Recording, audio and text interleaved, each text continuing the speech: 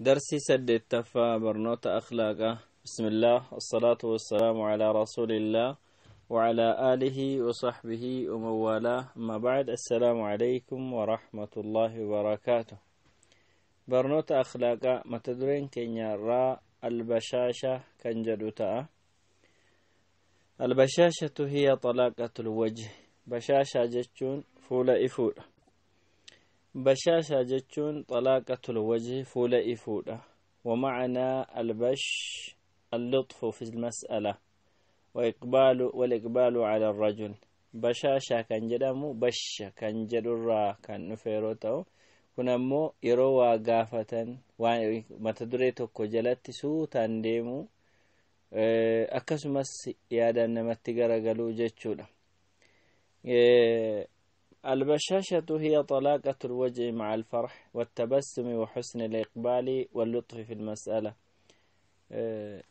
بشاشة جتشون يوكين فو جتش بشاشة جدو كان يرو إبسامو فوليسا إفاتاو قمتشو أفكيسا قباتشو سيكاتشو تولينان نمت فولا ديبيو وانتوكو جبسو دباني سوتان ديمو جبسو دي سوتو بشاشة جدام.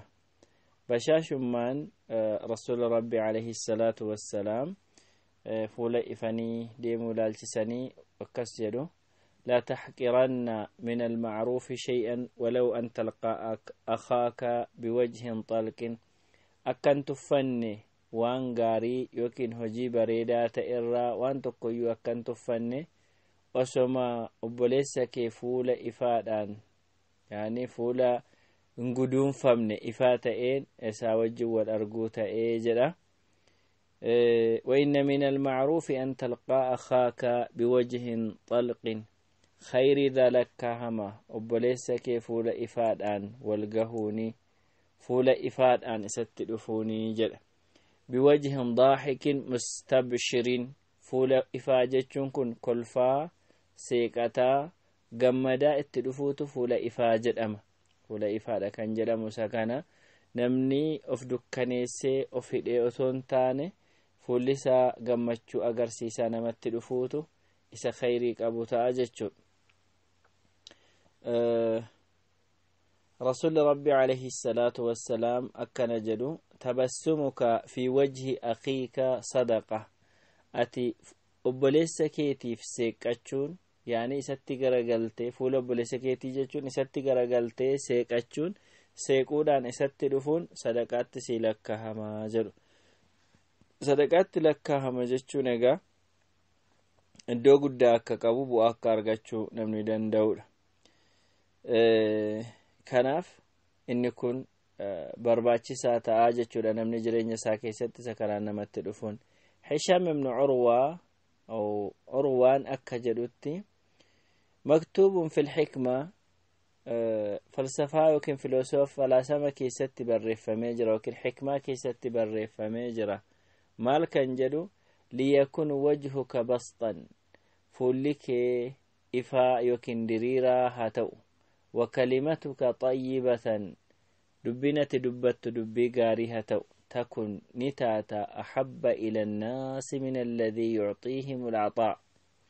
نما كنو جالات تجالة ما تاتا نما برت يفول إفا قبات دبين أفان كيتي بهو بريدا تأي nama sana maa kennu caalaatti jaallatamaa taataa jechuutu barreeffamee jira jedhu. Ibnul Qayyim rahimahullah yaada bareedaa yeroo dubbatu akkana jedha. Xalaaqatul wajhi wal bishril mahmuud nam tokko fuula ife gammachuudhaan namatti dhufa jechuun inni faarfamaan jedha. Haalli akkasii inni bareedaa ta'e suni إسا وسط بين التعبيس وبين الاسترسال مع كل أحد بحيث يذهب الهيبة ويزول الوقار. نمتكو يرون نمتل ففولا إفادان هالا قمتشوك أبو نمتل فوسات بربادا مجد أمين ندبت ميسون إني بريدات فولا دكانيسو في أفقد ليساني ومهند كيس ديمو كان قدوتي أرقام. نمتكو فولا سادو كانيسون قبو maddiisa of namarraa garagalchuu hin qabu fuula ifaan namatti garagaluu qaba. haa ta'u malee namuma kam wajjiniin of gadhiisee keessa deema taanaan booda ulfinni isaa fi sodaan inni qabu yookiin suuta deemuun inni qabu isarraa akka fuudhamu taasisa, ulfinni isaa akka irraa dhabamu taasisa. inni kun barbaadamaa miti jedhu. egaan bu'aan fuula ifuurraa argamu hedduudha. ومن ذلك طلاقة الوجه تبشر بالخير ويقبل على صاحبها الناس.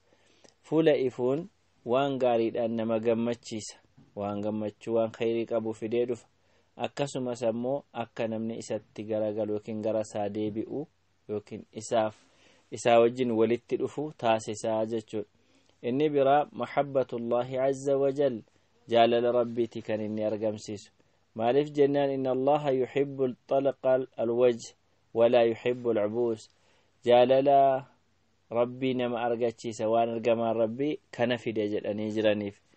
نسدفا طلاقة الوجه للضيف كيسما دافول إفون من إكرامه كيسما إسار لك هم دبي بريدا اتدبتشو وجين يروني سينو يروني بهو يروني نياتو.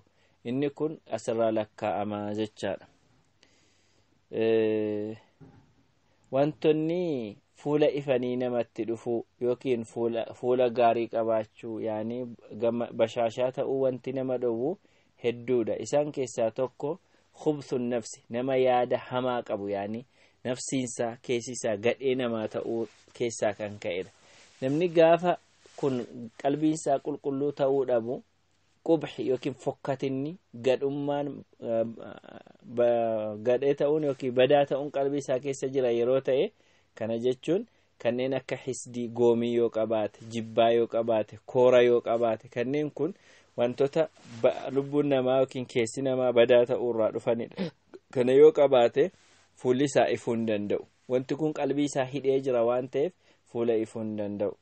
إني لما عدم اتباع هدي النبي صلى الله عليه وسلم أكاتا جرينيا يوكين حال إرجما ربي هردفو دابود إسان إن يفول إفو أكمتين أكسان نمسيمة يرون متلفن يوكين أمنسان التلفي أكمتين أكوجنين سمتاني أمس ديبساني جيسان بيكو دابود يوكي هردفو دابود. إني صدفا بغض الناس jibbaana maa qabaachuudha. namni nama jibbu danda'e fuulli isaa hin ifu. namni inni jibbutti dhufnaan fuulli isaa ifuuf hin danda'u.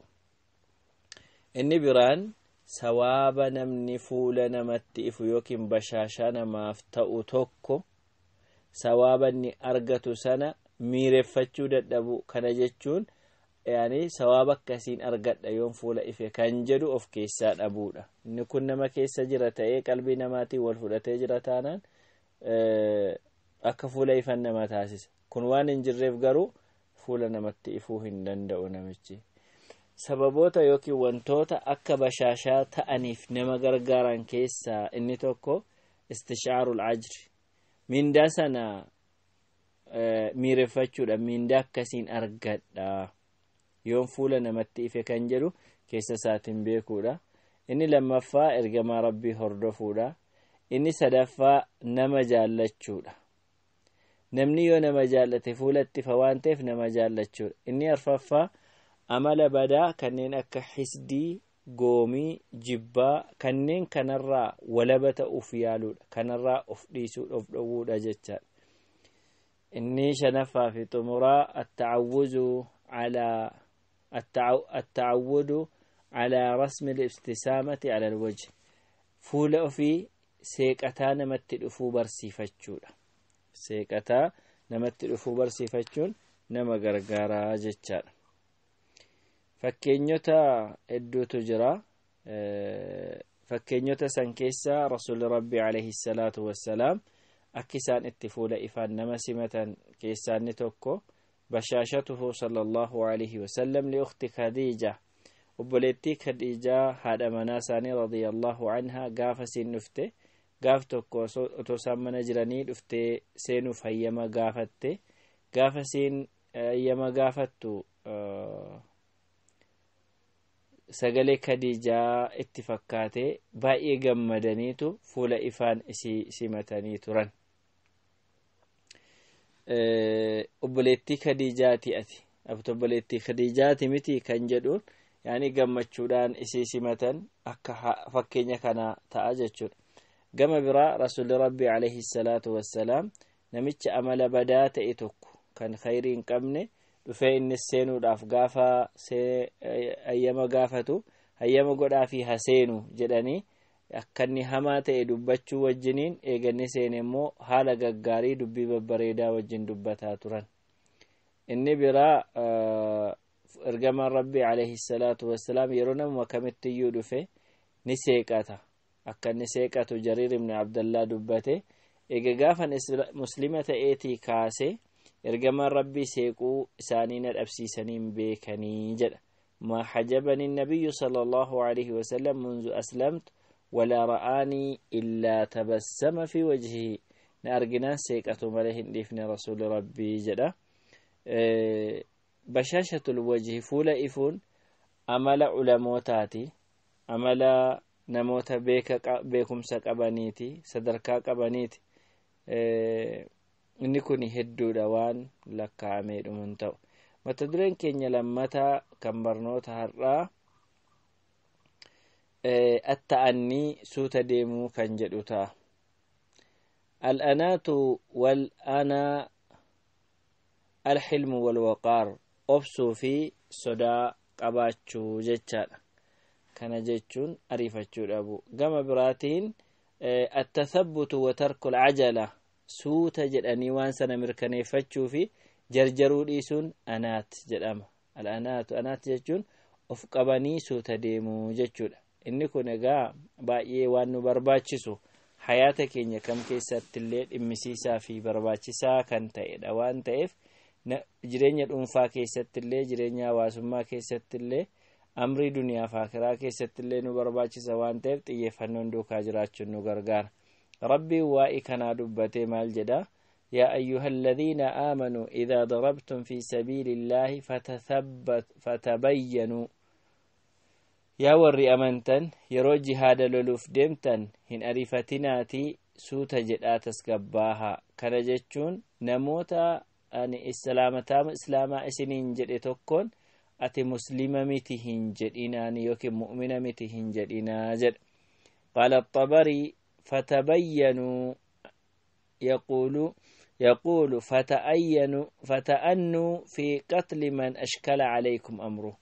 نموتا أجيسان سا سنرتي والفكات نما كان عمال جنة إسلام موميتي أكمتا أجتني أجيسو أفرقو سنتي تيكنا سوتا جدآتي الدباسا كا أجيسان نمني كون إيغا سلامتا سنين جديبودا مسلمة وفديسون سايفة سني توبات والدبافة أجيشو برباد ربي ندو كان الرتي جدا طبرين رحمه الله كن سوتا جيشو كيسا إساتوكو نبرسيس نلمتا وقال الملك ائتوني به فلما جاءه الرسول قال ارجع إلى ربك فاسأله ما بال النسوة. نبي يوسف عليه السلام سبب شكي إسر جهيتين يوكين أمو ملا دبرتوني إساتباسا نران كان كائن أكا هدامو سا اتمرتاهي هداميتوري وقا وي هداميتوري waggaa kana keessatti gaafa xumuraa akka inni mana hidhaatii bahu mootiin biyya Misir ergee ture yaa Yusuf mana hidhaatii kottu ba'isin barbaadaa jedhee gaafa inni baasuudhaaf ergaa itti ergu maal jedhaani Nabi Yusuf alayhi salaam deebi'iitii jedhe namicha ergamee dhufeen gaafadhu mootii kana maal ta'e waa'in dubartoota harka ofii ciranii sun maal ta'e gaafadhume jedha. yaani sababa kanaatiifan hidhame murtiin dubartoota kanaadha maalirra oolee jedhii gaafadhu jedha. Nabi Yusuf alayhi salaam mana hidhaa keessa ture gaafa kottuu bahi jedhamu shakkiin narra jiru narraa qulqullaahuu qaba jedheetu suuta jedhe. هذا الفعل من يوسف عليه السلام أناة وصبرا وطلبا لبراءة الساحة. وانت نبي يوسف كان قد افجد ابن عطيان رحمه الله أبسي سوت جده قل لنا در وكن قل لنا سابر بادي جد كناف سوت جدشون أمري كان كيست اللي برباچساتو برسيس كما برا رب هو الذي خلق السماوات والأرض في 6 أيام رب نساء سمي قياجها سمي في دتشي قياجها كيست أومه سنبود عرشي ساتي ألتئه جدا أن الله علم عباده التؤدة والتأني وأن الأهم إحكام الشيء لا الفراغ منه رب دنداء لبسو إجاتي تأي جدي تاسسو دنداء وفي سا قياجا جدي دانجسي قياجا كيسا uume waan jiru kana jechuun akka namni yookiin gabroonni isaa suuta deemuu qaban waan hojjetan tolchanii hojjechuu qaban barsiise suuta deemitii jedha. Ayaan inni biraa yaa ayyuhalladhiina aamanuu in jaa'akum faasiqun binaba'in fatabayyanu yaa warra amantan namni faasiqa ta'e tokko yookiin namni karaarraa bahaa ta'e yakkamaa cubbuu hojjetu jechuudha. yoo oduu wayii isinitti fidee dhufeera ta'ee oduu sana adda baafadhaa hin ariifatina ni gaabbitu booda dogoggoraa waa keessa buutanii jedha.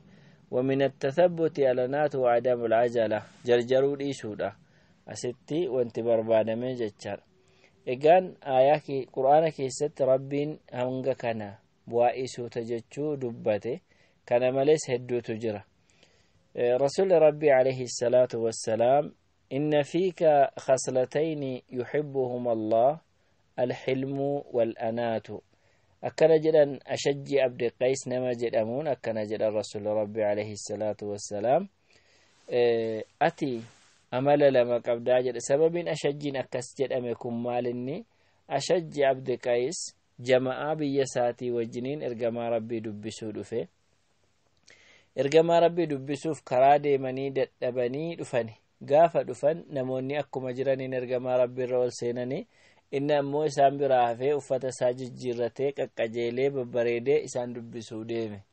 Kanaaf ergamaan rabbii ati amala lama qabdaa amala sana lamaan rabbiin ni jaallataa jedhaniin. Suni maali jennaan of qabuu fi suuta jechuu hulmii fi anaati of qabuu fi suuta jechuudha jedha. قاضي إياد الأنات تربصه حتى نظر في مصالحه ولم يعجل الحلم هذا والحلم هذا القول الذي قاله الدال على صحة عقله نم ترونسا وانتك يعني سوتا جد يوجد أمنمني سوتا جد جتشون وانت تكو فايدا سافدا مو ميدا سافدا جد أدبا فتشوف إيغوتو كرجد أماجر رسول ربي عليه الصلاة والسلام التأني من الله والعجلة من الشيطان سوت جدني ديمون وان هجتن الرت أريفتشو أبون رب الرانا ما كن ما جله قال المناوي التأني من الله تعالى أي مما يرضاه ويثيب عليه روى رب رانا ما رفو جتشون كن وانت ربي جالته وان نرت من دانا ما كن يوكين توفيق ربي يوكين وان ربي اتنما أجج جتشان لما أمر رسول الله صلى الله عليه وسلم بتخيير أزواجه بدأ بي عائشة رضي الله عنها أكجتتي قاف ربيني هذا منوتيكي كيساب بافيتي فلاد جدي وكين فلاتشيسو اتدبتي يعني عائشة تدبتني جلق برسول ربي مال جدانين إني ذاكر لك أمرا وأنت ست ما فني وأنت ست بربادا فلا عليك ألا تعجلي أريفتشود أبون سر هجرات ججود يو أريفتشود أبدي ركون قبو هين أريفتين هم كمت حتى تستعمري أبويك هم أعرف أباكي مريسستوتي دفتوا مرتسود أبون ركون قبو جدانين قال ابن حجر فلا بأس عليك في التأني ركون قبو يوسو تجد كناف سو تجد وانا ستدبدو كنا سنس مالني وانتجي سامريسي سن يعني نبرباد دمو ربين دبته تره مريسي سي بربادو يوتا اي في دنيا بربادو يوتا اي مريسي سي بعد منوتي كي جنان bifa kanaan gama mariitti galan hin ariifatin yaada jedhu kana ibsan yaadicha mariyadhu malee kanaaf ta'anni yookiin suuta jechuun sadarkaa akka hamma kanaatti ilaalama halli rakkoolee jiru furuu akkasumas filannoo rabbi irraa dhufe yookiin ajaja rabbi irraa dhufe qabachuudha keessatti haala kanaan ibsani rasuulli rabbi alayhi salaatu wassalaam namni ajaja rabbi irraa suuta jedha jechuu miti waan rabbiin carraa namaa kenne akka namni filachuuf yookiin gochuuf dhiisuu irratti yookiin wantichi sun akka namni godhu bifa filannootiin kaa'ame keessatti jechaadha التؤدة في كل شيء خير إلا في عمل الآخرة أكنا جدما سوتا جتشون واهندما كيست جالة مال هجي آخرات سوابت ترغة كيست مالي نمال في يوجدامي كما قدمه القاري رحمه الله فاستبقوا الخيرات ربين قرآن دبتي قروان قاريت درقمي قدا وسارعوا إلى مغفرة من ربكم أريفت قروان أرارم رب الرا isinii fiduutti yookiin rabbi irraa waan araarama isin argachiisu hojjechuutti ariifadhaa waan jedhuuf hojii akhiraa irratti daddafuuf barbaadama Abu Haatim akkana jedha al-khaa'ibu man khaaba anil anaat hongaa namaa jechuun nama suuta jechuu hongaa'e nama kana dhabetu kasaaraa namaati wal ajalatu mukhti'un abadan wal ajalu نمني جرجر يرهن دماني دوغورا كما أن المتثبت مصيب أبدا أكما نمني سوتجر إيديم يرهن دما سري أرغتو نمني أريفت يرهن دماني دوغورا جدا أبو حاتم رحمه الله بؤان سوتجر سرى أرغم مالني جناني إني تكفاني دلالة على رجاحة عقل nam tokko suuta jedhee arifachuu dhiisee madaalee kun kanarra oola jedhee deemuun aqliin nama sanaa bilchaataa yookiin ammoo qalbii qabeessa ta'uu nama sanaa agarsiisa akkamitti akka qalbiin isaa tasgabbii ta'uu agarsiisa inni lammaffaan ya'simu al-insaana min ad-dalaali wal-khata' jal'inaa fi dogoggora irraa nama sana eega at-ta'anii kulluhu khayr suuta jechuun hundumti isaa bu'aa qaba itti gallisaas faarfamaadha duniyaa irrattis ta'ee akhiraatti kana jechuun hamma danda'ameen jarjaree waan fedhu gochuurra tasgabbaa'ee mirkaneeffatee adda baafatee waan hojjetamuu qabu yaadaan hojjechuu isaatu bu'a qabeessa ta'a jechuudha waan khayrii qabu ta'a siyaanatun lil insaani min akhlaaqil madhmuuma ariifachuu dhabuun kun amala badaa ta'e irraa akka inni of eegu isa taasisa yoo suuta jedhe sababun linayli mahabbatillaahi wa ridaahu subhaanahu suuta jechuun jaalala rabbii fi fedhii isaa nama argachiisa kanaaf akka kana argataniif sababa namaa ta'a inni biraa siyaanatul insaani min kaydi shayxaani wa tasalluxihi alayhi suuta jechuun akka namni kiyyoo shayxaanaatti hin qabamne nama ittisa kanarraa nama eega ariifachuun shayxaanarraa waan jedhanii jiraniif rasuulli rabbi alayhi salaatu wassalaam التريث عند وصول الخبر إليه وانتني نما فيدو سوتا جتشون يرو وانتهاران توكو أدون أدى توكو دفه akka tasgabbaanii deemaniif nama gargaaraa jedha bakkeewwan yookiin iddoolee suuta jechuun itti argamu hedduudha iddoon inni itti calanqisu isa keessaa inni tokko inda dhihaabi ila salaati yeroo gara salaataa deeman namni yeroo salaataaf deemu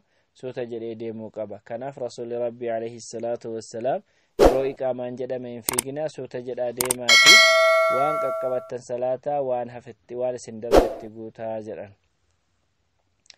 inni biraa at-ta'anni fi talab al-ilm barnoota barachuu keessatti suuta jechuun nama barbaachisa akka tasgabbaahee waan sana hubatuuf callisi jedhe rabbiin ergamaa isaatiin arrabaan ergamaan rabbi alayhi salaatu wassalaam yeroo jibriil barnoota isa barsiisu daddafee waan jibriil jedhe kana qabachuuf ariifata ture rasuulli rabbi alayhi salaatu wassalaam booda suuta jedhiitii dhaggeeffadhu nutu si barsiisaa jedhe. Kunis ariitii dhiisee akka inni tasgabbaa'u barsiise. Kana jechuun namni yeroo waa baratu ammuman hunda waliin gaha jechuu dhiiseeti suuta barachuu wantoota baratus isa fayyaduu fi dhiisuusaa beekee barachuutu isarra jiraata iddoo kanatti jechaadha. Suuta jechuun bu'aan ni qabu keessaa isa tokko yeroo ta'uyyuu iddoo kanatti suuta jedhanii baratama malee har'uma wanti hundi ta'uu hin danda'u. Inni biraanii atta'anni cinda muwaajahati alcaduwi fi saaxati alqitaal. Nam tokko yeroo dirree waraanaatti diina isaatiin wal gahu suuta jechuutu isarra jiraata. Suuta jechuutu isarra jiraata. Rasuuli Rabbi alayhi salaatu wassalaam kan isaan lola irratti hirmaatan suuta jedhamee akka deemamudha. Kana irratti Ibn Hajar yaada isaan dubbatan kana dubbateeti. Namni falam yunaddim yoo arifachuu baattee ربي سنقاب بشيسو ربما أشهدك الله مثلها مع النبي صلى الله عليه وسلم فلم يندمك وأن إرجما ربي حجة كان أسوء أجل تأتي ربي يعني وانت سقاب بشيسو أرجمه كان جتشم مال رسول ربي عليه الصلاة والسلام دري ورانا رتقا فأرجما سوتا جرانيتي إيجا ساعتين اتلولمو قبو gahee booda lolatti galu hatta dirree waraanaa irratti jechuudha. Inni afraffaan bakkee suuta jechuun itti calanqisu atta'anni fil inkaari fil umuuri muhtamala wantoota wanti isaa ifa ta'een beekamne ta'uus danda'a dhiisuus danda'a ihtimaala qabu yookiin immoo ta'uu danda'a jedhamee wanta yaadamu keessatti waan kana mormuudhaaf suuta jechuun nama barbaachisa. Fakkeenyaaf Khadir Nabi Muusaan alayhi salaam gaafa wajjin ture gochaa Khadir hojjetaa ture irratti morme booda haqiiqaa waan sanaan beeku akka Khadir ajaja rabbiitiin yookiin ammoo waan rabbiin isa beeksise hojjetaa jiru quban qaban jechaadha. Maal malee zaahiruma isaa kana kan itti mul'ataa jiru. Fakkeenya kana suuta jechuutu namarra jiraata waan ihtimaala qabu wanti sun ifa miti waan ta'e yeroo mormamu suuta jedhanii adda baafatanii mormamuu qabu. Inni biraan atta'anni fi taxadduthi maca al-aakhariin yeroo nama biraa waliin haasa'an suuta jedhanii haasa'u dubbii walirra naquu dhabu. Rasuuli Rabbi alayhi salaatu wassalaam yeroo dubbatan dubbii isaanii namni lakkaa'u osoo lakkaaheeti hanga isaa baruu danda'a baay'ina isaa hedduu haasa'aniif miti. Gama biraa ergama akka ummanni oofu kanatti ergamaan Rabbii dubbii hin oofu jetti Aishaa radiyallahu anha. Bakkeewwan suuta jechuun itti calanqisu keessaa inni biraa inda alfasli fil munaazacaati wa inzaali al-uqubaati. Nam tokko suuta jechuu qaba yeroo murtii godhu waan namni irratti wal dhabe tokko adda baasuuf yookiin wanticha sana waliigalchuuf gaafa yaalu akkasumas adabbii yeroo isa sanarratti murteessu suuta jechuun irra jiraata. Yoo suuta hin jenne bakka hin barbaadamne bu'a waan ta'eef hin dogoggora waan ta'eef jechuudha. Tayyib bakkeewwan kun yookiin iddooleen kun bakka itti calanqisu yookiin inni itti argamu yoo ta'u wantoonni akka suuta hin jenne nama taasisan hedduun jiraachuutu mala. Isaan keessaa tokko al-ghadabu wa husnu shadiid wal huznu shadiidu. Dallansuu fi gadda cimaa ta'e ofirraa qabaachuudha. Waan ta'etti yoo gadde namni suuta jechuu hin danda'u. Yoo dallane suuta jechuu hin danda'u. Kanaaf wantoonni kun waan suuta jechuu nama dhabsiisanidha. Waan suuta jechuu nama dhabsiisanidha. Inni lammataa istijaalu nataa'ij al-umuur. Nam tokko waan tokko hojjete bu'aan isaa hammuma argamuu qaba jedhee yoo jarjara ta'e nama barsiisee hammuma baruu qaba jedhee hammuma argachuun qaba. Wanti kun akkas ta'e hammuma jedhee akkasitti jarjarfata yoo ta'e inni kun suuta jechuu isa dhowwa. Kana qabaachuun firii isaa hamma arguun qaba jechuun isa dhowwaa jechaadha. Inni sadaffaa keessa ce'uudha. Wadhaalika idhaa faraxa al-mar'u afwan akka suuta hin jenne kan nama taasisu maal inni waan hojjechuu qabu tokko sa'aatiitti hojjechuu dhabu. Attafriid namni sa'aatii isaatti fayyadamuu dhabeera taanaan wanti inni hojjetu sun walirra tuulamee maal ta'a booda keessa akka jarjaree waan sana hojjetee waliin ga'uuf deemu ta'a waan ta'eef inni kun sababa suuta jechuu nama dhabsiisu keessaa isa tokko jechuudha. Namni waan barbaadamu sa'aatii barbaadamutti hin hojjenne booda gaafa dubbii walirra tuulamu ariifatee hojjechuutti dirqama. inni afraffaan ijaabatu daa'ish shahawaati fedhiidhaaf bitamu fedhiidhaaf gaafa bitamu namni suuta jechuun danda'u gara waan shahawaan isaa ki fedhiin isaa itti sawaamee itti deema waan ta'eef. inni shanaffaa fi xumuraa tarku istishaarati dhul khibrati fi umurin yajhaluha waan hin beekne tokko warra beeku gaafachuu fi itti mari'achuu dhiisuutu akka suuta hin jenne isa taasisaa jechaadha. egaan kun dhukkuboota akka suuta hin jenne nama taasisan yoo ta'an kanneen akka suuta jedhaniif nama gargaaran ammoo inni jalqabaa waffaqaan yookiin kan namaa kennu rabbi du'aa'ii godhachuudha. du'aa'iin isa jalqabaati. رسول ربي عليه الصلاة والسلام وهدني لأحسن الأخلاق لا يهدي لأحسنها إلا أنت نقجلت يا ربي كراغ أمل غاريت ونكر أمل غاريت نما قجلت سيمالين جرو جرو.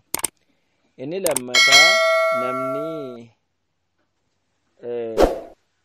namichi namichi waan kana hojjetu kun maal gochuu qaba itti gala ariifachuun qabu. namni ariifate tokko ki jarjaruun waan inni itti nama geessu waan nama mudatu sana hubachuu isa kana ilaaluutu akka inni suuta jedhu isa taasisa. إياك والعجلة فإن العرب كانت تكنيها أم الندامة إن أرفت ariifachuun haadha gaabbiiti jedhama. jarjariinsi haadha gaabbiiti jedhama araba biratti jedhaniitu hikmaa keessatti barreeffamee jira jedhu. inni afraffaa macrifatu macaanii asmaa'illaahi wasifaati nam tokko akka suuta jedhu kan isa taasisu hiika maqaa rabbii fi sifata rabbii baruutu waan inni qabu hikmaa waan achi keessa jiru ma'anaa isaa baruutu suuta jechuudhaaf nama gargaara. maqootii rabbii keessaa gariin alhaliim obsa yookiin of suuta jedha kan nama laafu kan namatti hin jarjarre ta'uusaa gaafachii baruu namni suuta jedha. inni afraffaan qorichinni afraffaan seenaa rasuula rabbii alayhi salaatu wassalaam hordofuudha. bakka kamittillee suuta jedhaniiti kan deeman. inni jaaffaan seenaa salafootaa yookiin namoota warra hangafoota duraa hordofuudha.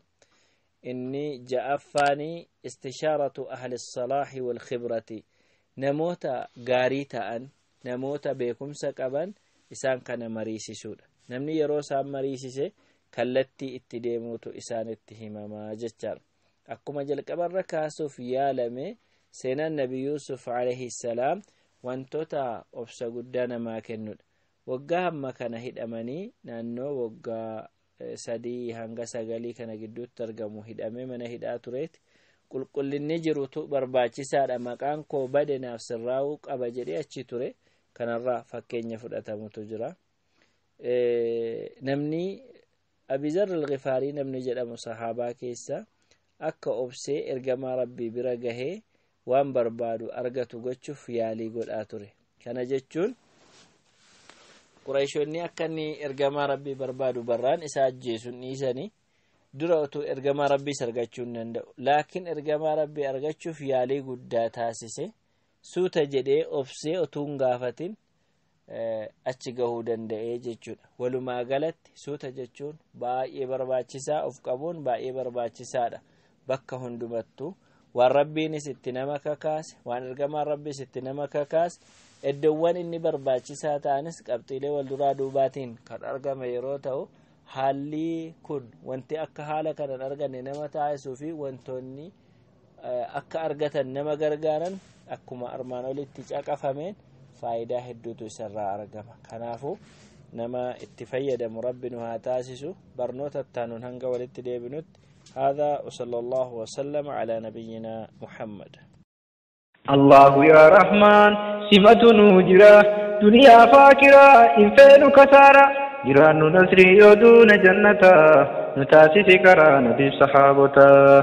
الله يا رحمن سمة نوجرا دنيا فاكرة هنفين كسارة جيران نسري ودون جنة نتاس ذكرى نبي صحابتا بسم الله مكا ربي تنجمرة خالق أومك دچي سميمرة موتي موتواني دنيا فاكرة الحمد لله فروتن تيترة بما هدونو كنده بربرة إسلام نغوتي جرى يسدرة واني كان جالو بمالو مجرى انما براميتي كنان كن سبرة نما هدو دبي كسار الرجرة ربين قدو في أبا فدهرة يوتي فيدمني حرن وركجرة نمنين بيكو سلا نمار كسار فيا كبين يكبدون جباد